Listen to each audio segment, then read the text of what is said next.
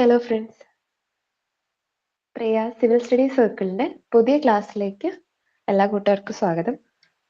നമ്മൾ കഴിഞ്ഞ ഫസ്റ്റ് ക്ലാസ്സിൽ പറഞ്ഞു നമ്മൾ 2014 മുതൽ 2024 വരെയുള്ള UPSC സിവിൽ സർവീസ് എക്സാമിന് ചോദിച്ച PYQ സെഷന്റെ അനാലിസിസ് ആണ് ഓരോ സബ്ജക്ട് വൈസ് ആയിട്ട്. ഇന്ന് മൺഡേ നമ്മൾ ജോഗ്രഫി 2014 ക്വസ്റ്റ്യൻ ആണ് ഡിസ്കസ് ചെയ്യുന്നത്. കഴിഞ്ഞ ക്ലാസ് ഒക്കെ നിങ്ങൾക്ക് ഇഷ്ടമായി, നിങ്ങൾ അത് ഫോളോ ചെയ്യുന്നുണ്ടെന്ന് പ്രതീക്ഷിക്കുന്നു. എന്തെങ്കിലും പുതിയ കമന്റ്സോ അല്ലെങ്കിൽ പുതിയ സജഷൻസോ ഉണ്ടെങ്കിൽ കമന്റ് ബോക്സിൽ നിങ്ങൾ പറയണം. ഇന്ന് നമ്മൾ 2014 ക്വസ്റ്റ്യൻ ആണ് ഡിസ്കസ് ചെയ്യുന്നത്. എല്ലാ ആഴ്ചയും തിങ്കൾ, ബുധൻ, വെള്ളി ദിവസങ്ങളിലായിട്ട് നമ്മൾ സബ്ജക്റ്റിന്റെ PYQ അനാലിസിസ് സെഷൻ ചെയ്യും. അപ്പോൾ നിങ്ങൾ പഠിക്കുന്ന ആൾക്കാർ നിങ്ങളും അതുപോലെ തന്നെ നിങ്ങളുടെ ഫ്രണ്ട്സിനും നിങ്ങൾ എന്ത് ചെയ്യുക, ഈ ഒരു ക്ലാസ് ഷെയർ ചെയ്യുക. ഓക്കെ, ഇഷ്ടപ്പെടുവാണെങ്കിൽ സബ്സ്ക്രൈബും ചെയ്യുക.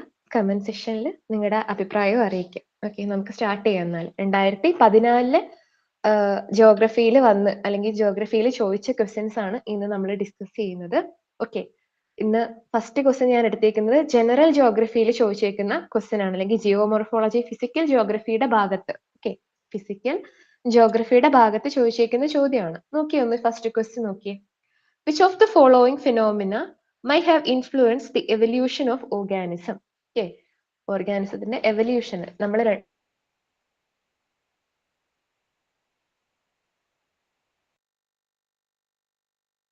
ആയിട്ട് ബന്ധപ്പെട്ട ഒരു ക്വസ്റ്റ്യൻ ഉണ്ടായിരുന്നു അല്ലെ, ഒരു സ്റ്റേറ്റ്മെന്റ് ഉണ്ടായിരുന്നില്ലേ? നോക്ക്, അപ്പൊ ഇത് UPSC ഇഷ്ടമുള്ള ഒരു ഭാഗം തന്നെയാണ് അല്ലെ. ഫിസിക്കൽ ജോഗ്രഫിയുടെ ഏറ്റവും ബേസിക്സ് ജനറൽ ജോഗ്രഫി അറിഞ്ഞിരിക്കുക എന്നുള്ളത്. ഇനി ഓപ്ഷനിലേക്ക് പോകുമ്പോൾ ഏതൊക്കെയാ ഫസ്റ്റ് ഉള്ളത്? കോണ്ടിനെന്റൽ ഡ്രിഫ്റ്റ് ഉണ്ട് അല്ലെ. ഫസ്റ്റത്തെ എന്താണ്? കോണ്ടിനെന്റൽ ഡ്രിഫ്റ്റ് ഉണ്ട്. ഓക്കെ, ഈ കോണ്ടിനെന്റൽ ഡ്രിഫ്റ്റ് എന്നുള്ളത് നിങ്ങൾ കേട്ടിട്ടുണ്ടോ? നമ്മൾ ഫിസിക്കൽ ജോഗ്രഫി അല്ലെങ്കിൽ ജിയോമോർഫോളജി സ്റ്റാർട്ട് ചെയ്യുന്ന സമയത്ത് തന്നെ നമ്മൾ കേൾക്കുന്ന ഒരു തിയറിയാണ് എന്ത്? Continental drift theory. Okay, continental drift theory. Okay, ആരായിരുന്നു ഈ തിയറി പുട്ട് ഫോർവേഡ് ചെയ്തത്? ആൽഫ്രഡ് വെഗ്നർ ആയിരുന്നില്ലേ? ഓക്കെ, ആൽഫ്രഡ് വെഗ്നർ ആയിരുന്നു 1912 അല്ലെ. 1912 എന്തായിരുന്നു അങ്ങനെ ഒരു തിയറി വരാൻ? അല്ലെങ്കിൽ 1912 തന്നെ എന്ത് ചെയ്യുന്നുണ്ട് അദ്ദേഹം? എങ്ങനെയാണ് ഈ എർത്തിൽ ഓർഗാനിസം ഉണ്ടായത്, അല്ലെ ഇന്ന് ഈ കാണുന്ന രീതിയിലേക്ക് കോണ്ടിനെന്റ്സ് വരുന്നത്, ഇതൊക്കെ എങ്ങനെയാണെന്നുള്ളതിനെ കുറിച്ച് ഒരു തിയറി പുട്ട് ഫോർവേഡ് ചെയ്യാണ്. ഓക്കെ, ഇതിന്റെ മുന്നേ തന്നെ ഒരുപാട് അസംഷൻസ് ഒക്കെ ഉണ്ടായിരുന്നു. ഓക്കെ, അതുപോലെ തന്നെ എന്താണ്, കുറെ ജോഗ്രഫേഴ്സ് കുറെ തിയറീസ് ഈ ഒരു കോണ്ടിനെന്റൽ ഡ്രിഫ്റ്റ് തിയറിക്ക് മുന്നേ പറഞ്ഞിട്ടുണ്ടായിരുന്നു. പക്ഷെ കുറച്ചുകൂടെ എന്താണ് സയന്റിഫിക് ആയിട്ട്, ഓക്കെ, ഇദ്ദേഹം ഒരു മെറ്റീരിയോളജിസ്റ്റ് ആണ്, എന്നാൽ പോലും കുറച്ചുകൂടെ സയന്റിഫിക് ആയിട്ട് ഈ ഒരു കോണ്ടിനെന്റ്സ് എങ്ങനെയാണ് ഇന്ന് നമ്മൾ ഈ കാണുന്ന രീതിയിലേക്ക് എത്തിയെന്ന് പറയാൻ സാധിച്ചത് എന്താണ്? ഇദ്ദേഹത്തിനാണ്. അതുകൊണ്ടാണ് ഈ കോണ്ടിനെന്റൽ ഡ്രിഫ്റ്റ് തിയറി എന്താണ് ഇമ്പോർട്ടന്റ് ആവുന്നത്. ഓക്കെ, ഒരു 250 മില്യൺ ഇയേഴ്സ് എഗോ തൊട്ട് എങ്ങനെയായിരുന്നു നമ്മുടെ കോണ്ടിനെന്റ്? അതൊക്കെ നിങ്ങൾ കേട്ടിട്ടുണ്ടാവും അല്ലെ. ഒറ്റ ഒരു കോണ്ടിനെന്റ് ആയിരുന്നു എന്നല്ലേ പറഞ്ഞത്? ഒറ്റ ഒരു കോണ്ടിനെന്റ് ആയിരുന്നു അല്ലെ. ഓക്കെ, ഒറ്റ ഒരു കോണ്ടിനെന്റ് ആയിട്ടായിരുന്നു ഉള്ളത്. എന്തായിരുന്നു അതിന്റെ പേര്? സൂപ്പർ കോണ്ടിനെന്റ് ആയിട്ടുള്ള പാൻജിയ അല്ലെ. സൂപ്പർ കോണ്ടിനെന്റ് ആയിട്ടുള്ള പാൻജിയ. അതിന് ചുറ്റും എന്തുണ്ടായിരുന്നു? ഓക്കെ, സൂപ്പർ കോണ്ടിനെന്റ് ആയിട്ടുള്ള പാൻജിയ, അതിന് ചുറ്റുമായിട്ട് എന്തുണ്ടായിരുന്നു? പാന്തലാസ എന്ന് പറയുന്ന ഓഷ്യനും ഉണ്ടായിരുന്നു. ഓക്കെ, ഒരു സൂപ്പർ ഓഷ്യനും ഉണ്ടായിരുന്നു, പാന്തലാസ. ഓക്കെ, ഈ ഒരു രീതിയിൽ നിന്ന് ഇന്ന് നമ്മൾ ഈ കാണുന്ന വേൾഡ് മാപ്പിൽ അല്ലെങ്കിൽ ഗ്ലോബിലൊക്കെ നമ്മൾ കാണുന്ന ഒരു രൂപം ഇല്ലേ, ആ രീതിയിലേക്ക് എത്തുന്നത് ഈ ഒരു ഡ്രിഫ്റ്റ് കൊണ്ടാണ്. ഓക്കെ, പ്ലേറ്റ്സിന്റെ ഒക്കെ മൂവ്മെന്റ് കൊണ്ടാണ്. ഓക്കെ, അദ്ദേഹം അതിന് പറഞ്ഞത് എന്താണ്? കോണ്ടിനെന്റ് ഡ്രിഫ്റ്റ് ചെയ്യുന്നു എന്നാണ്. ഒരു സ്ഥലത്ത് നിന്ന് മറ്റേ സ്ഥലത്തേക്ക് ഡ്രിഫ്റ്റ് ചെയ്ത് പോകുന്നു എന്നാണ്. ഓക്കെ, അപ്പോ ഇവിടെ എന്താ പറഞ്ഞേക്കുന്നത്? എവല്യൂഷൻ ഓഫ് ഓർഗാനിസത്തിന് ഇൻഫ്ലുവൻസ് ചെയ്ത ഫെനോമിനൻ ഏതായിരിക്കും? അപ്പൊ ഈ ഒരു കോണ്ടിനെന്റൽ ഡ്രിഫ്റ്റ് തിയറി നമുക്ക് പറഞ്ഞൂടെ? ഓക്കെ, കാരണം ഇന്ന് നമ്മൾ ഈ കാണുന്ന രീതിയിലേക്ക് എത്തിയത് എന്താണ്? അതിനൊരു എന്താണ്? അപ്പൊ ഒന്നാമത്തത് എന്താണ് ഉണ്ടെന്ന് പറയാം. സോ ടു ഓൺലി, നൈദർ വണ്ണും നോർ ടു എന്ന ഈ രണ്ട് ഓപ്ഷനും നമ്മൾ എന്ത് ചെയ്തു? എലിമിനേറ്റ് ചെയ്തു. ഇനി രണ്ടാമത്തേലേക്ക് നോക്കിയേ, ഗ്ലേഷ്യൽ സൈക്ലോൺസ്. അതും എന്താണ്? ഗ്ലേഷ്യൽ സൈക്ലോൺസും എന്ത് ചെയ്തിട്ടുണ്ട്? ഈ ഒരു ഓർഗാനിസത്തിന്റെ എവല്യൂഷന് എന്താണ് ഇൻഫ്ലുവൻസ് ചെയ്ത മറ്റൊരു ഫാക്ടറാണ്. ഓക്കെ, അപ്പൊ രണ്ടും ഉണ്ട് അല്ലെ. അപ്പൊ 1 ഓൺലി പോയി. സോ ബോത്ത് 1 and 2 നമ്മൾ എന്താണ് ആൻസറിലേക്ക് എത്താണ്. ഓക്കെ, സോ ഒന്നാമത്തെ ക്വസ്റ്റ്യന് ജിയോമോർഫോളജി ഫിസിക്കൽ ജോഗ്രഫിയുടെ ഏറ്റവും ബേസിക്സ് എന്ന് തുടങ്ങുന്ന ഭാഗത്ത് നിന്ന് ചോദിച്ച ചോദ്യമാണ്. ഓക്കെ, ഇനി രണ്ടാമത്തെ ക്വസ്റ്റ്യൻ നോക്കിയേ. The seasonal reversal of wind. Okay, seasonal reversal of wind എന്താ വെക്കുന്നത്? അതിന്റെ characteristics. Okay, seasonal reverse of wind എന്ന് പറയുന്ന ഇത് എന്തിന്റെ ടിപ്പിക്കൽ ആയിട്ടുള്ള ക്യാരക്ടറിസ്റ്റിക്സ് ആണെന്ന്. ഒന്നാമത്തത് എന്താണ് ഓപ്ഷനിൽ തന്നേക്കുന്നത്? ഒന്നാമത്തത് equatorial climate. Okay, equatorial climate. പിന്നെ മെഡിറ്ററേനിയൻ ക്ലൈമറ്റ്, മൺസൂൺ ക്ലൈമറ്റ്. ഇതിൽ ഏതായിരിക്കും സീസണൽ റിവേഴ്സൽ ഓഫ് വിൻഡ് എന്ന് പറയുന്നത്? ഇത് നമ്മുടെ ഇന്ത്യൻ ഫിസിക്കൽ ജോഗ്രഫിയുടെ ഭാഗമാണ്. നമ്മൾ ഇന്ത്യൻ ഫിസിക്കൽ ജോഗ്രഫി പഠിക്കുമ്പോൾ ഇന്ത്യയുടെ ക്ലൈമറ്റ് എന്ന് പറയുന്ന ഭാഗമുണ്ട്. ഓക്കെ, നമ്മുടെ പഠിക്കാവുന്നതിൽ ഏറ്റവും ഇമ്പോർട്ടന്റ് ആയിട്ടുള്ള ഒരു ഭാഗമാണ് ഇന്ത്യൻ ക്ലൈമറ്റ്. Indian climate. ആ ഇന്ത്യൻ ക്ലൈമറ്റിൽ ചോദിച്ചേക്കുന്ന അല്ലെങ്കിൽ ആ ഭാഗത്ത് നിന്ന് വന്ന ക്വസ്റ്റ്യൻ ആണ് എന്ത് ആക്ച്വലി ഇത്. കാരണം മൺസൂൺ ആണ് ഇന്ത്യയുടെ ക്ലൈമറ്റ് എന്നും ആ മൺസൂൺ എന്ന് പറയുന്നത് തന്നെ എന്താണ്, സീസണൽ റിവേഴ്സൽ ഓഫ് വിൻഡിനെയാണ് നമ്മൾ മൺസൂൺ ക്ലൈമറ്റ് എന്ന് പറയുന്നത്. അറിയുന്ന ഒരു കുട്ടിക്ക് എന്ത് ചെയ്യാം, നേരിട്ട് ഓപ്ഷനിലേക്ക് എത്താം. 2 സി ആണ്. ഓക്കെ, 2 സി ആണ്, മൺസൂൺ ക്ലൈമറ്റ് ആണ്. ഓക്കെ, ഈ മൺസൂൺ ക്ലൈമറ്റ് നമ്മൾ പറയുമ്പോൾ ഏത് ടൈപ്പ് ഓഫ് മൺസൂൺ ആണ് നമ്മൾ പഠിക്കുന്നത് ഇന്ത്യയിൽ? അഡ്വാൻസിങ് മൺസൂൺ ഇല്ലേ? അഡ്വാൻസിങ് മൺസൂണും ഉണ്ട്, അതുപോലെ തന്നെ റിട്രീറ്റിംഗ് മൺസൂൺ അല്ലെങ്കിൽ എന്താ നമ്മൾ വിളിക്കുക? അഡ്വാൻസിങ് മൺസൂൺ അല്ലെങ്കിൽ സൗത്ത് വെസ്റ്റ് മൺസൂൺ അല്ലെ? റിട്രീറ്റിംഗ് മൺസൂൺ അല്ലെങ്കിൽ നോർത്ത് ഈസ്റ്റ് മൺസൂൺ. ഓക്കെ, ഈ 2 മൺസൂൺ നമ്മൾ പഠിക്കില്ലേ? സൗത്ത് വെസ്റ്റ് മൺസൂണും നോർത്ത് ഈസ്റ്റ് മൺസൂണും. എങ്ങനെയാണ് അത് സീസണൽ റിവേഴ്സൽ ആവുന്നതെന്നൊക്കെ നമ്മൾ എന്തിൽ പഠിക്കും? ഫിസിക്കൽ ജോഗ്രഫി, ഇന്ത്യയുടെ ഫിസിക്കൽ ജോഗ്രഫി അല്ലെങ്കിൽ ഇന്ത്യയുടെ ക്ലൈമറ്റ് പഠിക്കുമ്പോൾ എന്തുകൊണ്ടാണ് ഇതിനെ നമ്മൾ സീസണൽ റിവേഴ്സൽ എന്നൊക്കെ വിളിക്കുന്നതെന്ന് പഠിക്കും. ഓക്കെ, ഇന്ത്യൻ ക്ലൈമറ്റ് ഒരു 3-4 ക്ലാസ് എടുക്കാനുള്ള അത്രയും വലിയ ടോപ്പിക് ആണ്. ഇപ്പൊ ഞാൻ അവിടെ പറഞ്ഞിട്ട് കാര്യമില്ല. എന്ത് ചെയ്യാ നിങ്ങൾ ഇന്ത്യൻ ക്ലൈമറ്റ് പഠിച്ചതിന് ശേഷം നമ്മൾ അടുത്ത ക്വസ്റ്റ്യൻസ് ഇനി വരുന്ന ഓരോ വർഷങ്ങളിലായി ചോദിക്കുന്ന ചോദ്യങ്ങൾ നോക്കുന്ന സമയത്ത് കുറച്ചുകൂടെ ക്ലിയർ ആവും. ഓക്കെ, അപ്പൊ ഇന്ത്യൻ മൺസൂൺ നമ്മൾ പറയുക അധികം തേർമൽ കോൺസെപ്റ്റിലാണ്. ഓക്കെ, തേർമൽ കോൺസെപ്റ്റ് പറയുന്ന സമയത്ത് എന്താണ്, ഇന്ത്യയിൽ ആ ഒരു സമയത്ത് എപ്പോഴാണ് ആക്ച്വലി സൗത്ത് വെസ്റ്റ് മൺസൂണിന്റെ ഈ സമയം എന്ന് പറയുന്നത്? ഏകദേശം ഒരു 15th ജൂൺ മുതൽ 15th സെപ്റ്റംബർ വരെയാണ് നമ്മുടെ സൗത്ത് വെസ്റ്റ് മൺസൂണിന്റെ സമയം എന്ന് പറയുന്നത്. ഓക്കെ, ആ സമയത്ത് ഇന്ത്യൻ ലാൻഡ് മാസ് എന്താണ്, ഇങ്ങനെ ചൂടായി കിടക്കുകയാണ്. ഓക്കെ, കാരണം സൺ എവിടെയുള്ള നോർത്തേൺ ഹെമിസ്ഫിയറിലുള്ളത് എന്താണ്, ഇന്ത്യൻ ലാൻഡ് മാസ് ചൂടാവാണ്. ലാൻഡ് മാസ് ചൂടാവുക എന്ന് പറയുമ്പോൾ അവിടെ ഉണ്ടാവുന്നത് എന്താണ്, ലോ പ്രഷർ അല്ലെ? സറൗണ്ടിങ് ആയിട്ടുള്ള ഓഷ്യനിൽ എന്തുണ്ടാവും, ഹൈ പ്രഷറും ഉണ്ടാവും അല്ലെ? ലോ പ്രഷറും ഉണ്ടാവും, ഹൈ പ്രഷറും ഉണ്ടാവും. വിൻഡ് എവിടുന്ന് എങ്ങോട്ടേക്കാ വീശുന്നത്? High pressure to low pressure അല്ലെ? അപ്പൊ wind high pressure to low pressure ആണ് വീശുന്നത്. ഓക്കെ, ഇതിനെയാണ് നമ്മൾ തേർമൽ കോൺസെപ്റ്റ് എന്ന് വിളിക്കുന്നത്. ഓക്കെ, മൺസൂൺ നമ്മൾ പറയുമ്പോൾ അപ്പൊ മൺസൂണൽ വിൻഡ് എന്താണ്, ഓഷ്യനിൽ നിന്ന് ലാൻഡ് മാസിലേക്ക് വീശുന്ന വിൻഡാണ്. ഓക്കെ, ഇനി എന്തുകൊണ്ടാണ് അത് സീസണൽ റിവേഴ്സൽ ആവുന്നതെന്ന് വെച്ചാൽ അതൊക്കെ നമ്മൾ മൺസൂൺ എന്ന് പറയുന്ന ടോപ്പിക്കിലേക്ക് താഴേക്ക് ഇറങ്ങി ചെന്നാലേ എന്ത് ചെയ്യാൻ പറ്റുള്ളൂ, നമുക്ക് പറയാൻ പറ്റുള്ളൂ. ഓക്കെ, ഇനി നമ്മൾ ശരിക്കുള്ള മൺസൂൺ UPSCന്റെ ഒക്കെ പെർസ്പെക്റ്റീവിൽ നമ്മൾ മൺസൂൺ പഠിക്കുമ്പോൾ നമ്മൾ ഡൈനാമിക് ആയിട്ടുള്ള കാര്യങ്ങളും കൂടെ ആഡ് ചെയ്തിട്ടാണ് എന്ത് പഠിക്കുക, ഡൈനാമിക് ആയിട്ടുള്ള കാര്യങ്ങളും കൂടെ നമ്മൾ ആഡ് ചെയ്തിട്ടാണ് മൺസൂൺ പഠിക്കുക. ആ സമയത്ത് നമ്മൾ ITCZഉം ഓക്കെ, നമ്മുടെ ട്രേഡ് വിൻസ്, അതിന്റെ മാറ്റം, ഈ കൊറിയോളിസ് എഫക്റ്റ് കൊണ്ട് ട്രേഡ് വിൻസിന് ഉണ്ടാവുന്ന മാറ്റം, ഇതൊക്കെയാണ് നമ്മൾ ആ സമയത്ത് പഠിക്കുക. അതാണ് ആക്ച്വലി മൺസൂൺ വിൻഡ് ആവുന്നത്. ഓക്കെ, അതായത് ഒന്ന് എളുപ്പത്തിൽ പറഞ്ഞു പോവുകയാണെങ്കിൽ സൗത്ത് ഈസ്റ്റ് ട്രേഡ് വിൻസ് ഉണ്ട്. ഓക്കെ, ഇക്വേറ്ററിന്റെ ഒക്കെ അടുത്ത് നിന്ന് വീശുന്ന south east trade wind. Okay, അത് ഇക്വേറ്റർ ക്രോസ് ചെയ്യുന്ന സമയത്ത് കോറിയോലിസ് ഫോഴ്സിന്റെ എഫക്റ്റ് കൊണ്ട് അത് സൗത്ത് വെസ്റ്റ് മൺസൂൺ വിൻഡ് ആയിട്ട് മാറുകയാണ്. Okay, south west monsoon wind ആയിട്ട് മാറുകയാണ്. അങ്ങനെയാണ് നമുക്ക് മൺസൂണൽ വിൻഡ് കിട്ടുന്നത്. ഓക്കെ, മൺസൂൺ വിൻഡ് കിട്ടുന്നത്. ഓക്കെ, ഒരുപാട് ഡീറ്റെയിൽസിലേക്ക് പോകുന്നില്ല, ജോഗ്രഫീന്റെ ക്ലാസ് ആക്കണ്ട. നമുക്ക് സീസണൽ റിവേഴ്സൽ ഓഫ് വിൻഡ് എന്ന് പറഞ്ഞ് തന്നെ എന്ത് ഉറപ്പിക്കുക, മൺസൂൺ ആണെന്ന് ഉറപ്പിക്കുക. ഓക്കെ, അടുത്ത ക്വസ്റ്റ്യൻ നോക്കിയേ. In India the problem of soil erosion is associated with which of the following? Okay, soil erosion ഏതുമായിട്ട് ബന്ധപ്പെട്ടിട്ടാണ് പറയാൻ പറ്റുന്നതെന്ന്. ഡിഫോറസ്റ്റേഷൻ എന്തായാലും നമുക്കൊരു ഓപ്ഷൻ ഇല്ലേ? നോക്കിയേ, ഒന്ന് ടെറസ് കൾട്ടിവേഷൻ ആ പറയുന്നത്. ഓക്കെ, ഒന്നാമത്തത് എന്താ പറയുന്നത്, ടെറസ് കൾട്ടിവേഷൻ. ഓക്കെ, അതവിടെ വെക്കാം. ഇനി രണ്ടാമത്തേതിൽ എന്താ പറയുന്നത്, ഡീഫോറസ്റ്റേഷൻ അല്ലേ? ഡീഫോറസ്റ്റേഷൻ ഒരു ഓപ്ഷൻ അല്ലേ? ഓക്കെ, ഡീഫോറസ്റ്റേഷൻ ഉണ്ട്. അപ്പൊ 3 നോക്കൂ, എല്ലാത്തിനകത്ത് 2 വന്നിട്ടുണ്ട് അല്ലെ? അപ്പൊ നമുക്ക് എലിമിനേറ്റ്. ഓക്കെ, ഇതിനകത്ത് നമുക്ക് എന്ത് ചെയ്യാം, ഇതിനെ ഒഴിവാക്കാം. ഓക്കെ, സി എന്ന് പറയുന്ന ഓപ്ഷനെ എന്ത് ചെയ്യാം, എനിക്ക് ഒഴിവാക്കാം. ഇനി അടുത്ത നോക്കിയേ, ട്രോപ്പിക്കൽ ക്ലൈമറ്റ് എന്നാണ് അടുത്ത പറഞ്ഞിരിക്കുന്നത്. Tropical climate. Okay, tropical climate.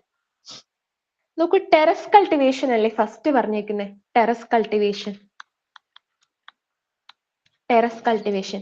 Terrace cultivation actually എന്താ ചെയ്യുന്നതെന്ന് അറിയോ? സോയിലിന് ഇറോഷനെ റെഡ്യൂസ് ചെയ്യാണ് ചെയ്യുന്നത്. ഓക്കെ, അതുപോലെ തന്നെ tropical climate. Okay, tropical climate. Tropical ക്ലൈമറ്റോ അതെന്താ ചെയ്യുന്നത്? ട്രോപ്പിക്കൽ ക്ലൈമറ്റിൽ ലെസ് ഇറോഷൻ ആണ് ഉണ്ടാവുക സബ് ട്രോപ്പിക്കൽ ക്ലൈമറ്റിനേക്കാളും. ഓക്കെ, ട്രോപ്പിക്കൽ ക്ലൈമറ്റിൽ ലെസ് ഇറോഷൻ ആണ് ഉണ്ടാവുക എന്തിനേക്കാളും? സബ് ട്രോപ്പിക്കൽ ക്ലൈമറ്റിനേക്കാളും. സബ് ട്രോപ്പിക്കൽ ക്ലൈമറ്റിനേക്കാളും ട്രോപ്പിക്കൽ ക്ലൈമറ്റിൽ ലെസ് ഇറോഷൻ ആണ് ഉണ്ടാവുന്നത്. ഓക്കെ, ഇപ്പൊ 11 എന്താണ്? ഇവിടെ ലെസ് ഇറോഷൻ, ടെറസ് കൾട്ടിവേഷനിൽ ലെസ് ഇറോഷൻ. അപ്പം ഒന്നിനെയും നമുക്ക് ഒഴിവാക്കാം. എന്തിനെ ഒഴിവാക്കാം? ഈ ഓപ്ഷനെ ഒഴിവാക്കാം. അപ്പൊ മൂന്നാമത്തെ ക്വസ്റ്റിന് നമ്മൾക്ക് ബി ഓൺലി, ബി ഓൺലി അല്ലേ? അല്ലെങ്കിൽ 2 അതല്ലേ വരുന്നത്. ഇപ്പൊ ഡീഫോറസ്റ്റേഷൻ ഉള്ളത് കൊണ്ട് നമുക്ക് എന്തായാലും സി ഒഴിവാക്കി നമ്മള്. ഇനി ട്രോപ്പിക്കൽ ക്ലൈമറ്റിൽ പൊതുവെ ഇറോഷൻ എന്താണ്? സബ് ട്രോപ്പിക്കൽ ക്ലൈമറ്റിനേക്കാൾ കുറവല്ലേ? അതുകൊണ്ട് തന്നെ ബി അല്ലെങ്കിൽ 2 ഓൺലി എന്നുള്ള ഓപ്ഷനിലേക്ക് നമുക്ക് എന്ത് ചെയ്യാം, എത്താം. ഓക്കെ, 2014 ചോദിച്ച ചോദ്യങ്ങളാണ് നമ്മൾ ഡിസ്കസ് ചെയ്യുന്നത്. 2014 ചോദിച്ച ക്വസ്റ്റ്യൻ ആണ് ഡിസ്കസ് ചെയ്യുന്നത്. ഓക്കെ, അപ്പൊ സോയിൽ ഇറോഷനിൽ ഒരു കാര്യം ആലോചിക്കാം, ഡീഫോറസ്റ്റേഷൻ എന്തായാലും ഒരു എന്താണ് ഓപ്ഷൻ ആണ്. ഇനി ട്രോപ്പിക്കൽ ക്ലൈമറ്റിൽ എപ്പോഴും ഇറോഷൻ സബ് ട്രോപ്പിക്കലിനേക്കാൾ ലെസ് ആണെന്നാണ് കേട്ടോ. ലെസ് ആണെന്നല്ല, കമ്പയർ ചെയ്യുമ്പോൾ സബ് ട്രോപ്പിക്കലിനേക്കാൾ ആക്ച്വലി കുറവാണ്. അതുകൊണ്ട് ട്രോപ്പിക്കൽ ആയതുകൊണ്ട് ഇറോഷൻ ഉണ്ടാവുന്ന എന്ത് ചെയ്യാൻ പറ്റില്ല, നമുക്ക് പറയാൻ പറ്റില്ല. ഇനി ടെറസ് കൾട്ടിവേഷനിലേക്ക് എത്തുകയാണെങ്കിൽ ടെറസ് കൾട്ടിവേഷനിൽ ആക്ച്വലി എന്താണ്? Terrace cultivation soil erosion reduce ചെയ്യുന്ന ഒരു ഫാക്ടറാണ് അല്ലെങ്കിൽ ഒരു കാര്യമാണ്. അപ്പൊ ഓപ്ഷൻ ബി 2 ഓൺലി ആണ് ഓപ്ഷൻ വരുന്നത്. ഇനി അടുത്ത് ചോദിച്ചേക്കുന്നത്, തുർക്കി ഇസ് ലൊക്കേറ്റഡ് ബിറ്റ്വീൻ. എവിടെയൊക്കെ ആയിട്ടാണ് തുർക്കി ലൊക്കേറ്റ് ചെയ്യുന്നത്? നോക്കിയേ, Black Sea and Caspian Sea, Black Sea and Mediterranean Sea, Gulf of Suez and Mediterranean Sea, Gulf of Aqaba and Dead Sea. അതിന് ഇത് അറിയണമെങ്കിൽ നമുക്ക് എന്തായാലും തുർക്കി അല്ലെങ്കിൽ വേൾഡ് ജോഗ്രഫി അല്ലെ, വേൾഡ് ജോഗ്രഫിനെ കുറിച്ച് ഒരു ഐഡിയ ഉണ്ടായിരിക്കണം അല്ലെ. World geography. ഓക്കെ, നോക്കൂ, ഇതാണ് തുർക്കിയുടെ മാപ്പ് വരുന്നത്. ഓക്കെ, ഇവിടെ നിങ്ങൾ നോക്കിയാൽ നോക്കിയേ, എന്താ ഇത്? ബ്ലാക്ക് സീ അല്ലേ? ഓക്കെ, ബ്ലാക്ക് സീക്ക് ചുറ്റുമുള്ള ഏതൊക്കെയാണുള്ള കൺട്രീസ് നോക്കിയേ? ബൾഗേറിയ ഉണ്ട്, തുർക്കി ഉണ്ട്. ഓക്കെ, ഇത്രയും എന്താണ് ബ്ലാക്ക് സീന് ചുറ്റുമുള്ള കൺട്രീസ് ആണ്. ഇനി നോക്കിയേ, ബ്ലാക്ക് സീന്റെ തുർക്കിന്റെ താഴെ വരുന്നത് ഏതാണ്? മെഡിറ്ററേനിയൻ സീ അല്ലേ? അപ്പൊ മെഡിറ്ററേനിയൻ സീയുടെയും ബ്ലാക്ക് സീയുടെയും നടുവിൽ വരുന്നതല്ലേ തുർക്കി എന്ന് പറയുന്നത്. ഓക്കെ, സോ ഈ ഒരു ഭാഗം ഇപ്പോഴും ഇമ്പോർട്ടന്റ് ആയിരിക്കും. കാരണം സിറിയയിലും പ്രശ്നങ്ങളും ഇറാഖിലും ഇറാനിലും ഒക്കെ ഇതായത് ഈ ഭാഗത്തൊക്കെ ടെൻഷൻസ് ഇങ്ങനെ നിൽക്കുന്ന സ്ഥലമാണ്. അപ്പൊ ഇപ്പോഴും എന്താണ് ഈ ഭാഗമൊക്കെ ഇമ്പോർട്ടന്റ് ആണ്. ഓക്കെ, നോക്കിയേ, ഗൾഫ് ഓഫ് അന്താലി ഉണ്ട്, ഗൾഫ് ഓഫ് ഇസ്കേൻഡ്ര, അങ്ങനെ ഒരുപാട് സ്ഥലങ്ങൾ ഈ ഭാഗത്ത് നോക്കാനുണ്ട്. സിപ്രസ്, ലെബനൻ ഇതൊക്കെ നോക്കി വെക്കാം കേട്ടോ. ഏതൊക്കെയാണ് മെഡിറ്ററേനിയൻ സീക്ക് ചുറ്റുമുള്ള കൺട്രീസ്, അതിനടുത്തുള്ള ഗൾഫ്സ് ഏതൊക്കെയാണ്, ഈ കാര്യങ്ങളൊക്കെ എക്സാമിന് അല്ലെങ്കിൽ UPSCക്ക് ഇഷ്ടമുള്ള ഭാഗമാണ്. മാത്രമല്ല ഇപ്പൊ ഒരുപാട് ടെൻഷൻ നിലനിൽക്കുന്ന മേഖലയാണ് ഈ ഒരു മേഖല എന്ന് പറയുന്നത്. അപ്പൊ ഇവിടുത്തെ ക്വസ്റ്റ്യൻസ് ഇനിയും പ്രതീക്ഷിക്കാം. നിങ്ങളുടെ അറ്റ്ലസിൽ എന്ത് ചെയ്യാം, ഇപ്പൊ തന്നെ മാർക്ക് ചെയ്യുക ഈ ഭാഗങ്ങളൊക്കെ. ബ്ലാക്ക് സീ, മെഡിറ്ററേനിയൻ സീന് ചുറ്റുള്ള സ്ഥലങ്ങള്. ഓക്കെ, കാസ്പിയൻ സീയും നോക്കണം കേട്ടോ. കാസ്പിയൻ സീ, റെഡ് സീയിലെ ഭാഗങ്ങളിലും എന്താണ് ടെൻഷൻസ് അല്ലെ. അപ്പൊ ആ ഭാഗങ്ങളൊക്കെ എന്ത് ചെയ്യുക, നോക്കുക. അപ്പൊ എന്ത് ചെയ്യാം, നമുക്ക് ആൻസറിലേക്ക് എത്തിക്കൂടെ? ഏതാണ്? Black Sea and Mediterranean Sea, option B. Turkey is located between. എവിടേക്കാണ്? ബ്ലാക്ക് സീയുടെയും മെഡിറ്ററേനിയൻ സീയുടെയും ഇടയിലായിട്ടാണ് തുർക്കി ഉള്ളത്. ഓക്കെ, നാലാമത്തെ ക്വസ്റ്റ്യന് നമുക്ക് എളുപ്പത്തിൽ മനസ്സിലാക്കിക്കൂടെ അല്ലെങ്കിൽ എഴുതിക്കൂടെ? ഒരു വേൾഡ് ജിയോഗ്രഫിയിൽ ഒരു അറ്റ്ലീസ്റ്റ് ഒരു അറിയുന്ന ഒരാൾക്ക് ഏതൊക്കെയാണ് സ്ഥലങ്ങളെന്ന്. അടുത്ത ക്വസ്റ്റ്യൻ നോക്കിയേ, what is the correct sequence of occurrence of the following cities in south east Asia? Okay, south east Asia അടുത്ത UPSCയുടെ ഇഷ്ടഭാഗമാണ് എന്ത്? സൗത്ത് ഈസ്റ്റ് ഏഷ്യ എന്ന് പറയുന്നത്. ഓക്കെ, എങ്ങനെയാ അറേഞ്ച് ചെയ്യേണ്ടത്? ഇങ്ങനത്തെ ക്വസ്റ്റ്യൻസ് നമുക്ക് പ്രതീക്ഷിക്കാം കേട്ടോ. സൗത്തിൽ നിന്ന് നോർത്തിലേക്കായിട്ടാണ് എന്ത് ചെയ്യേണ്ടത്, നമ്മൾ അറേഞ്ച് ചെയ്യേണ്ടത്. ഓക്കെ, നോക്ക്, ജക്കാർത്ത എന്ന് പറയുന്ന എന്തിന്റെ ക്യാപിറ്റൽ ആണ്? ഇന്തോനേഷ്യയുടെ അല്ലേ? ഇന്തോനേഷ്യന്റെ അല്ലേ? ഓക്കെ. ഇനി ഹനോയോ? ഹനോയ് എന്തിന്റെ ക്യാപിറ്റൽ ആണെന്നറിയോ? ഹനോയ് ഹനോയ് എന്ന് പറയുന്നത് വിയറ്റ്നാമിന്റെ ക്യാപിറ്റൽ ആണ് കേട്ടോ. വിയറ്റ്നാമിന്റെ ക്യാപിറ്റൽ ആണ്. പിന്നെ ബാങ്കോക്ക് നമുക്ക് അറിയുന്നത് അല്ലെ? നോക്ക്, ഇതിനകത്ത് ഇന്തോനേഷ്യ ആയിരിക്കില്ല ഏറ്റവും താഴെ വരുന്നത്. ഇന്തോനേഷ്യ ആയിരിക്കില്ല ഏറ്റവും താഴെ വരുന്നത്. ഇന്തോനേഷ്യന്റെ മേലെയാണ് സിംഗപ്പൂർ എന്ന ഒരു ഐഡിയ നമുക്ക് ഉണ്ടാവില്ലേ? ഓക്കെ. തായ്ലൻഡിന്റെ ക്യാപിറ്റൽ ആണ് ബാങ്കോക്ക് എന്നറിയാം. തായ്ലൻഡ് ഇതിന്റെ ഒക്കെ മേലെയാണെന്ന് നമുക്കറിയാൻ പറ്റില്ലേ? ഓക്കെ, തായ്ലൻഡ് ഇതിന്റെ ഒക്കെ മേലെയാണെന്ന് അറിയാൻ പറ്റില്ലേ? അപ്പൊ ആ ഒരു ഐഡിയ വെച്ചിട്ട് നമുക്ക് ഓപ്ഷൻ എങ്ങനെയെങ്കിലും ഒക്കെ ഒന്ന് കണ്ടുപിടിക്കാൻ പറ്റുമോ നോക്കി. ഇന്തോനേഷ്യ ഏറ്റവും താഴെയാണെന്ന് അറിയാം. ഓക്കെ, അങ്ങനെയാണെങ്കിൽ ഏറ്റവും സൗത്തിലുള്ള ഇതിൽ രണ്ടിലും ഏതെങ്കിലും ഒന്നിലേക്ക് നമുക്ക് എന്ത് ചെയ്യാം, എത്തിക്കൂടെ? പിന്നെ എന്ത് പറഞ്ഞു ഞാൻ? വിയറ്റ്നാമിന്റെ ക്യാപിറ്റലും ഉണ്ട്, തായ്ലൻഡിന്റെ ക്യാപിറ്റലും ഉണ്ട് അല്ലെ? വിയറ്റ്നാം ക്യാപിറ്റലും ഉണ്ട്, തായ്ലൻഡിന്റെ ക്യാപിറ്റലും ഉണ്ട്. ഓക്കെ, ഇതായിരിക്കില്ലേ ഓപ്ഷൻ? നോക്കൂ, 3, 4, 1, 2. നോക്കൂ, ഇന്തോനേഷ്യ, ഓക്കെ, ജക്കാർത്ത അതാ ഇവിടെ, സിംഗപ്പൂർ ഇവിടെ ആയിരിക്കും ഉണ്ടാവുക. ഈ ഭാഗങ്ങളൊക്കെ ആയിട്ടാണ് സിംഗപ്പൂർ ഉള്ളത് അല്ലെ? Singapore. So Jakarta, Singapore, then Thailand, Bangkok മേഖല ആ ഭാഗത്ത് വരും. ഓക്കെ, തായ്ലൻഡ് ബാങ്കോക്ക് ഇവിടെ വരും. പിന്നെ ഹനോയ്, ഇതുണ്ടേ, ഹനോയ് ഇവിടെയല്ലേ ഉള്ളത്. സോ എന്താണ് ഓപ്ഷൻ സി വരും അല്ലെ? അപ്പൊ ഇതിനകത്ത് തന്നെ നിങ്ങൾ ഫസ്റ്റ് തന്നെ ഇന്തോനേഷ്യ ഇവരൊക്കെ, അതായത് ഇന്തോനേഷ്യ ആണ് ഏറ്റവും താഴെ അല്ലെങ്കിൽ സിംഗപ്പൂരിന്റെ താഴെയാണ് ഇന്തോനേഷ്യ എന്ന് അറിയുന്ന ആൾക്ക് ബിയോ സിയോ ആണ് ആൻസർ എന്നുള്ളതിലേക്ക് എന്ത് ചെയ്യാൻ പറ്റും, എത്താൻ പറ്റും. ഓക്കെ, ബിയോ സിയോ എന്നുള്ളതിലേക്ക് എത്താൻ പറ്റും. അത് കഴിഞ്ഞിട്ട് തായ്ലൻഡിന്റെ ക്യാപിറ്റൽ ആണ് എന്തെന്ന് അറിയാം, ബാങ്കോക്ക് എന്ന് അറിയുന്ന ഒരാൾക്ക് തായ്ലൻഡിന്റെ മേലെയാണ് വിയറ്റ്നാം. ഓക്കെ, അല്ല സോറി, തായ്ലൻഡിന്റെ മേലെയാണ് വിയറ്റ്നാമിന്റെ ക്യാപിറ്റൽ. ഓക്കെ, ഏതാണ്? ഹനോയ്. ഓക്കെ, അപ്പൊ അതിലേക്ക് എത്തിക്കൂടെ? അപ്പൊ ഹനോയ് ആണ് ഏറ്റവും നോർത്തിൽ നിൽക്കുന്നത് അല്ലെ? ഹനോയ് ആണ് ഏറ്റവും നോർത്തിൽ നിൽക്കുന്നത്. 2 ആണ് ഏറ്റവും നോർത്തിൽ നിൽക്കുന്നത്. ഓക്കെ, ഇത്രയും അറിഞ്ഞാൽ മതി. നോക്കൂ, ഈ 2 ഓപ്ഷനിലേക്ക് എത്തുന്ന ഒരാൾക്ക് രണ്ടാമത്തതാണ് ഇവിടെ കൊടുത്തേക്കുന്നത് അല്ലെ? അതായത് സിംഗപ്പൂർ എന്തിന്റെ മേലാന്നാ പറയുന്നത്? സിംഗപ്പൂർ ഹനോയുടെ മേലെയാണെന്നാ പറയുന്നത്. അത് നമുക്ക് എന്തായാലും എന്ത് ചെയ്യാം, എലിമിനേറ്റ് ചെയ്ത് കളയാം. അപ്പൊ ഈ ഒരു ഓപ്ഷനിൽ എത്തുന്ന ആൾക്ക് സിയിലേക്ക് എത്താൻ വലിയൊരു പ്രശ്നം ഉണ്ടാവില്ല എന്ന് വിചാരിക്കുന്നു. ഓക്കെ, ഇത് നിങ്ങൾ ഈ ഒരു രീതിയിൽ തന്നെ പഠിച്ചു പോയിക്കോളൂ കേട്ടോ. നമ്മൾ ASEAN ആ ട്രേഡ് അഗ്രിമെന്റ് പഠിക്കുന്ന അങ്ങനെ ഒരുപാട് കറണ്ട് അഫയേഴ്സ് എപ്പോഴും ഈ മേഖലയായിട്ട് ബന്ധപ്പെട്ടിട്ടുണ്ടാവും. അല്ലെങ്കിൽ ചൈന എന്തെങ്കിലും ടെൻഷൻസ് ഇവിടേക്ക് ഉണ്ടാക്കും. എന്തായാലും ന്യൂസിൽ എപ്പോഴും എന്തുണ്ടാവും, ഈ ഒരു മേഖല ഉണ്ടാവും. അതുകൊണ്ട് ഈ ഭാഗവും അതിന് ക്യാപിറ്റൽ സിറ്റി എങ്കിലും എന്ത് ചെയ്യുക, പഠിക്കുക. ഇനി ന്യൂസിൽ ആ സമയത്ത് വന്നു പോകുന്ന ടൗൺസും അതുമായിട്ട് ബന്ധപ്പെട്ട സിറ്റീസും എന്ത് ചെയ്യുക, പഠിക്കുക. ഓക്കെ, അടുത്ത ക്വസ്റ്റ്യൻ നോക്കിയേ. With reference to Changpa community, okay, ഇന്ത്യയിലുള്ള ഒരു കമ്മ്യൂണിറ്റിയാണ്. Consider the following statement. എന്തൊക്കെയാ ക്വസ്റ്റ്യൻസ് ചോദിച്ചേക്കുന്നത്? ചെങ്പ കമ്മ്യൂണിറ്റിയുമായിട്ട് ബന്ധപ്പെട്ടിട്ടുള്ള ക്വസ്റ്റ്യൻ ആണ് അല്ലെ? ഒന്നാമത്തത് എന്താ ചോദിക്കുന്നത്? They live in the state of Uttarakhand. ഉത്തരാഖണ്ഡിന്റെ, okay, they live in the state of Uttarakhand. രണ്ടാമത്തതോ?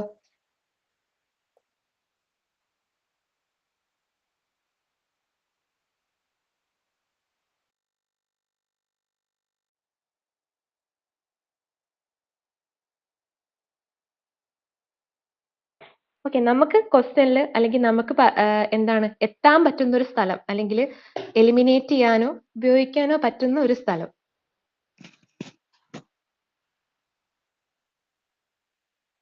ഒരു സെക്കൻഡ്.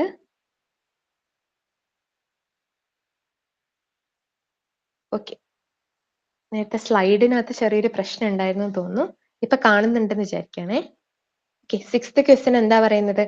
ചാങ്പ കമ്മ്യൂണിറ്റിയുമായിട്ട് ബന്ധപ്പെട്ട ഒരു ക്വസ്റ്റ്യൻ ആണ്. ചാങ്പ കമ്മ്യൂണിറ്റി എന്താ ഫസ്റ്റ് ചോദിച്ചേക്കുന്നത്? ചാങ്പ കമ്മ്യൂണിറ്റിയിൽ വിത്ത് റെഫറൻസ് ടു ചാങ്പ കമ്മ്യൂണിറ്റി എവിടെയാണ് അവർ ലിവ് ചെയ്യുന്നതെന്നാ പറയുന്നത്? ഉത്തരാഖണ്ഡ്. ഓക്കെ, അതവിടെ വയ്ക്കാം. ഇനി എന്താണ് ചോദിക്കുന്നത്? They rear the Pashmina goats that yield fine wools. Okay, fine wools വരുന്ന പഷ്മിന ഗോഡ്സിനെ റെയർ ചെയ്യുന്ന ആൾക്കാരാണ്. ഇനി മൂന്നാമത്തെ ഓപ്ഷൻ എന്താണ്? They are kept in the category of scheduled tribes. Okay, they are kept in the category of scheduled tribes. ഇവർ main ആയിട്ട് ചാങ്താങ് റീജിയനിലെ, ലഡാക്കിലെ ചാങ്താങ് റീജിയൻ, ആ ചാങ്താങ് റീജിയനിലാണ് ഇവരുള്ളത്. ഓക്കെ, ചാങ്താങ് റീജിയനിലാണ് ഇവരുള്ളത്. ഷെഡ്യൂൾഡ് ട്രൈബ് ആണ്. ഓക്കെ, ഷെഡ്യൂൾഡ് ട്രൈബ് ആണ്. ഓക്കെ, ഷെഡ്യൂൾഡ് ട്രൈബ് ആണ്. ഓക്കെ, 3 ഉണ്ട്. ഓക്കെ, 3 ഉണ്ട്. ഓക്കെ, അപ്പൊ 1 ഓൺലി അല്ല. ഇനി 1 എന്താ പറഞ്ഞേക്കുന്നത്? ഉത്തരാഖണ്ഡിലാണെന്ന്. ഇത് ഇവര് എവിടെയാ ഉള്ളത്? ലഡാക്ക് റീജിയനിലാണ് ഇവര് ഉള്ളത്. ഓക്കെ, ഈ ചങ്പാസ് ആണ് ഈ പഷ്മിന വൂള്. ഓക്കെ, ലക്ഷറിയസ് ആയിട്ടുള്ള ഷോളും സ്റ്റോൾസ് ഉണ്ടാവും, സ്കാർഫ്സ് ഉണ്ടാവും. ഇതൊക്കെ എവിടുന്നാ കിട്ടുന്നത്? പഷ്മിന ഗോഡ്സ് എന്നാണ് ഈ വൂൾ ഉണ്ടാക്കുന്നത്. ഇതിനെ ഡ്രെയർ ചെയ്യുന്ന ആൾക്കാർ എന്താണ്? ഇവരാണ്. ഓക്കെ, അപ്പോ 1ഉം 2ഉം എന്തുണ്ട്? ഓക്കെ, 2ഉം 3ഉം എന്തുണ്ട് ഓപ്ഷനിൽ? ഉണ്ടല്ലോ. 2, 3 ഓൺലി. ഇതായിരിക്കും ആൻസർ വരുന്നത്. ഓക്കെ,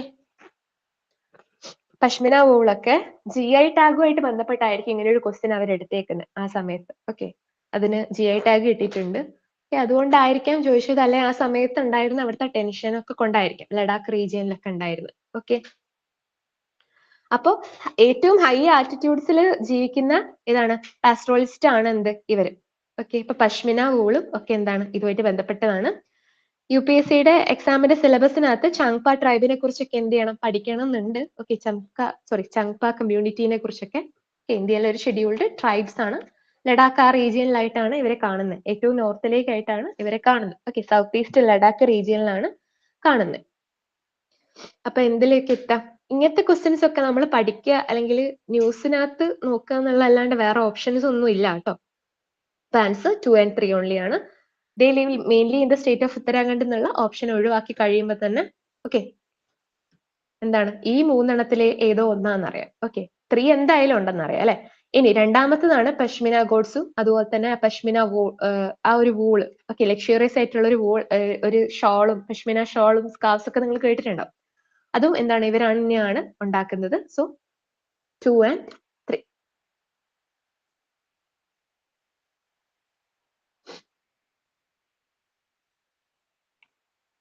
അടുത്ത എന്താ ചോദിച്ചിരിക്കുന്നത്? കുറച്ച് സ്ഥലങ്ങൾ തന്നിട്ടുണ്ട് അല്ലെ. കാർഡമം ഹിൽസ് എവിടെയാണ്? കോറമന്റൽ കോസ്റ്റ് ആണെന്നാ പറയുന്നത്. പിന്നെയോ അടുത്ത എന്താ? മിഗർ ഹിൽസ്, കൈമൂർ ഹിൽസ്. ഇതൊക്കെ തന്നേക്കുന്നത് ശരിയാണോ എന്നല്ലേ ചോദിച്ചേക്കുന്നത്? തന്നത് ശരിയാണോ എന്ന് അല്ലെ. ഈ കോറമന്റൽ കോസ്റ്റ് എവിടെയാ അറിയോ? കോറമന്റൽ കോസ്റ്റ് എന്ന് പറയുന്നത് നമ്മുടെ തമിഴ്നാട്, ആന്ധ്രാപ്രദേശിന്റെ ആ ഭാഗങ്ങളിലായിട്ട് കാണുന്നതാണ് ഈ കോറമന്റൽ കോസ്റ്റ് എന്ന് പറയുന്നത്. ഓക്കെ, ഇനി കാർഡമം ഹിൽസ്. കാർഡമം ഹിൽസ് നിങ്ങൾ കേട്ടിട്ടുണ്ടാവുമല്ലോ. കാർഡമം ഹിൽസ് ഓക്കെ, എവിടെയായിട്ടാണ് കാണുന്നത്? വെസ്റ്റേൺ ഗാർഡ്സിന്റെ ഭാഗത്തല്ലേ കാർഡമം ഹിൽസ് കാണുന്നത്? ഇതുള്ളത് ഈസ്റ്റ്. കോറമന്റൽ കോസ്റ്റ് എന്ന് പറയുന്നത് ഇന്ത്യയുടെ എന്താണ് ഈ ഭാഗത്തുള്ള ഈസ്റ്റ് സൈഡിലുള്ള കോസ്റ്റൽ റീജിയൻ ആണ്. കോറമന്റൽ കോസ്റ്റ് ഇവിടെയും കാർഡമം ഹിൽസ് എന്ന് പറയുന്നത് വെസ്റ്റേൺ ഗാർഡ്സിലുള്ള ഒരു ഹിൽസ് ആണ്. അത് ഇവിടെയല്ലേ? ഇപ്പൊ ഒന്നാമത്തെ ഓപ്ഷൻ തെറ്റല്ലേ? 1 തെറ്റല്ലേ? ഓക്കെ, 1 തെറ്റാന്ന് പറയാം. പിന്നെന്താ പറഞ്ഞേക്കുന്നത്? കൈമൂർ ഹിൽസും കൊങ്കൺ കോസ്റ്റും. ഓക്കെ, കൊങ്കൺ കോസ്റ്റിലാണോ കൈമൂർ ഹിൽസ്? അല്ലല്ലോ, അതുമല്ല. ഇനി ബാക്കി 2 ഓപ്ഷൻ മഹാദിയോ ഹിൽസും മിഗർ ഹിൽസും. അത് കറക്റ്റ് ആയിട്ടാണ് കൊടുത്തേക്കുന്നത്. മഹാദിയോ ഹിൽസ് എന്താണ്? സെൻട്രൽ ഇന്ത്യയിലാണ് മഹാദിയോ ഹിൽസ് ഉള്ളത്. മിഗർ ഹിൽസ് എന്ന് പറയുന്നത് എവിടെയാ? ഇന്ത്യയുടെ നോർത്ത് ഈസ്റ്റ് ഭാഗത്തായിട്ടാണ് ഉള്ളത്. സോ 3 and 4ലേക്ക് എത്തണം. ഇതും ഇന്ത്യയുടെ ഫിസിക്കൽ ജോഗ്രഫി അറിയുന്ന ഒരാൾക്ക് എന്ത് ചെയ്യാൻ പറ്റുള്ളൂ? ഈ ഒരു ക്വസ്റ്റ്യൻ എന്ത് ചെയ്യാൻ പറ്റുള്ളൂ? ആൻസർ ചെയ്യാൻ പറ്റുള്ളൂ. ഓക്കെ, കോറമന്റൽ കോസ്റ്റ് തമിഴ്നാടിലാണുള്ളത്. കൈമൂർ ഹിൽസോ? കൈമൂർ ഹിൽസ് എന്ന് പറയുന്നത് നമ്മുടെ വിന്ധ്യ ആ ഭാഗത്തായിട്ടാണ് കൈമൂർ ഹിൽസ് ഉള്ളത്. ഓക്കെ, കൊങ്കൺ കോസ്റ്റിലല്ല. ഓക്കെ, കൈമൂർ ഹിൽസ് കൊങ്കൺ കോസ്റ്റിൽ അല്ല ഉള്ളത്. എവിടെയാ ഉള്ളത്? വിന്ധ്യ ആ ഭാഗത്താണ് ഈ ഒരു കൈമൂർ ഹിൽസ് ഉള്ളത്. അപ്പൊ 1ഉം 2ഉം എന്ത് ചെയ്യാം? നമുക്ക് എലിമിനേറ്റ് ചെയ്യുന്ന സമയത്ത് നമുക്ക് എന്തിലേക്ക് എത്തും? 3 and 4 എന്ന് പറയുന്ന ഓപ്ഷനിലേക്ക്. ഓക്കെ, അടുത്ത ക്വസ്റ്റ്യൻ നോക്കിയേ. Consider the following rivers. ഏതൊക്കെയാണ് ഇരിക്കുന്നത്? Barak, Lohit, Subansiri. Which of the following flows through ഇതിലേക്കൂടെ? അരുണാചൽ പ്രദേശ്. അരുണാചൽ പ്രദേശിലൂടെ ഏതാണ് ഫ്ലോ ചെയ്യുന്നതെന്ന് ചോദിക്കുന്നത്. നോക്കൂ, സുബൻസിരിയും ലോഹിത്തൊക്കെ നിങ്ങൾ കേട്ടിട്ടുണ്ടാവും. എന്താണ്? ബ്രഹ്മപുത്രയുടെ ബ്രഹ്മപുത്രയായിട്ട് ബന്ധപ്പെട്ട് പഠിച്ച ആൾക്കാർക്ക് സുബൻസിരിനെ കുറിച്ചും ലോഹിത്തിനെ കുറിച്ചൊക്കെ കേട്ട ആൾക്കാരായിരിക്കും. അപ്പൊ അറിഞ്ഞൂടെ നമുക്ക് അരുണാചൽ പ്രദേശിൽ കൂടെ തന്നെയാണ് അത് ഫ്ലോ ചെയ്യുന്നതെന്ന്. ഇനി ബരാക്ക് എന്നുള്ള റിവർ ആസാമിലുള്ള ഒരു റിവറാണ്. ബരാക്ക് എന്ന് പറയുന്നത് ആസാമിന്റെ സൗത്തിലുള്ള ഒരു റിവറാണ്. എന്ത്? ഈ ഒരു ബരാക്ക് എന്ന് പറയുന്നത് മണിപ്പൂരിനും മിസോറാമും ആസാമിലൊക്കെ കൂടെ ഫ്ലോ ചെയ്യുന്ന റിവറാണ് ബരാക്ക് എന്ന് പറയുന്നത്. ഓപ്ഷൻ 1 എന്താണ്? നമ്മൾ എലിമിനേറ്റ് ചെയ്യുമ്പോൾ ഈ ഒരു ഓപ്ഷനിലേക്ക് എത്താം. അല്ലെങ്കിൽ ലോഹിത്തും സുബൻസിരിയും എന്തിന്റെ ട്രിബ്യൂട്ടറീസ് ആണ്? ബ്രഹ്മപുത്രയുടെ ട്രിബ്യൂട്ടറീസ് ആണെന്ന് അറിയുന്ന ഒരാൾക്ക് എന്ത് പറയാൻ പറ്റും? അരുണാചൽ പ്രദേശിലെയാണ് അതെന്ന് പറയാൻ പറ്റും. ഓക്കെ, അല്ലെങ്കിൽ 2 and 3 ഉണ്ടാവും എന്ന് പറയുന്ന ഒരാൾക്കും എന്ത് ചെയ്യാം? ഇങ്ങനെ എലിമിനേറ്റ് ചെയ്തൂടെ? ഇതിൽ രണ്ടില് 2 ഇല്ല. ഓക്കെ, അതുകൊണ്ട് അത് രണ്ടും എലിമിനേറ്റ് ചെയ്യും. സോ എന്താണ്? ബരാക്ക് എന്ന് പറയുന്നത് ആസാമിന്റെ സൗത്ത് ഭാഗങ്ങളിലൊക്കെ കാണുന്ന നദിയാണ്. അതിനെ എന്ത് ചെയ്യാം? നമുക്ക് എലിമിനേറ്റ് ചെയ്യാം. സോ ഓപ്ഷനിലേക്ക് എത്താണ് 2 and 3 ഓൺലി. ഇതാണ് answer, 2 and 3 only.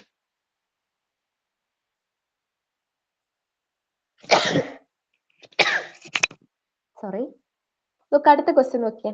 which one of the following pair of islands is separated from each other by 10-degree channel? കഴിഞ്ഞ ക്ലാസ്സിൽ നമ്മൾ പറഞ്ഞ സമയത്ത് കഴിഞ്ഞ ക്ലാസ്സിൽ പോർട്ട് ബ്ലെയറിന്റെ കാര്യമൊക്കെ പറഞ്ഞ സമയത്ത് ഞാൻ പറഞ്ഞിരുന്നു അല്ലെ, ആൻഡമാൻ നിക്കോബാറും അതുമായിട്ട് ബന്ധപ്പെട്ട കാര്യമൊക്കെ UPSCയുടെ മേഖലയാണ്. ഓക്കെ, അതുകൊണ്ട് തന്നെ ഈ ഒരു ചോദ്യം എന്താണ്? പ്രതീക്ഷിക്കാൻ പറ്റുന്ന ഒരു ചോദ്യമാണ്. ആൻഡമാൻ നിക്കോബാറുമായിട്ട് ബന്ധപ്പെട്ട ഒരു ക്വസ്റ്റ്യൻ എന്തായാലും എന്ത് ചെയ്യും? ഉണ്ടാവും. Okay, which one of the following pair island is separated from each other by 10-degree channel? 10-degree channel ഇതിൽ ഏതിനെയാണ് എന്ത് ചെയ്യുന്നത്? ഡിവൈഡ് ചെയ്തതെന്നാണ് ചോദിച്ചത്. ഓക്കെ, അപ്പോ ആൻഡമാൻ നിക്കോബാറിന്റെ എന്താണ് ഫിസിക്കൽ ജോഗ്രഫി അറിയാമെന്നൊന്നും വേണ്ട ആവശ്യമില്ല. ജസ്റ്റ് എന്താ അറിയാ, ഈ ചാനൽ നെയിമുകൾ 10-degree ചാനൽ എന്ന് പറയുന്നത് എവിടെയാണ്, ഏതിനാണ് സെപ്പറേറ്റ് ചെയ്യുന്നത് എന്ന് മാത്രം ആലോചിച്ചാൽ മതി. ആൻഡമാനെയും നിക്കോബാറിനെയും എന്ത് ചെയ്യുന്ന സെപ്പറേറ്റ് ചെയ്യുന്ന ചാനലാണ് എന്ത്? 10-degree ചാനൽ എന്ന് പറയുന്നത്. 10-degree ചാനൽ എന്ന് പറയുന്നത് ആൻഡമാനെയും നിക്കോബാറിനെയും ഡിവൈഡ് ചെയ്യുന്ന ചാനലാണ്. അല്ലെ 8-degree ചാനൽ ഉണ്ട്.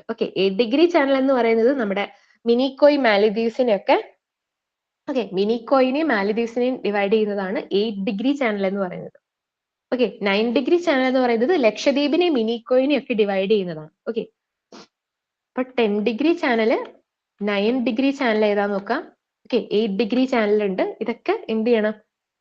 ഇന്ത്യയുടെ 2 ഐലൻഡ്സ് പഠിക്കുന്ന സമയത്തോ, ലക്ഷദ്വീപും അതുപോലെ തന്നെ ആൻഡമാൻ നിക്കോബാറും രണ്ട് പഠിക്കുന്ന സമയത്ത് എന്ത് ചെയ്യണം? പഠിക്കണം.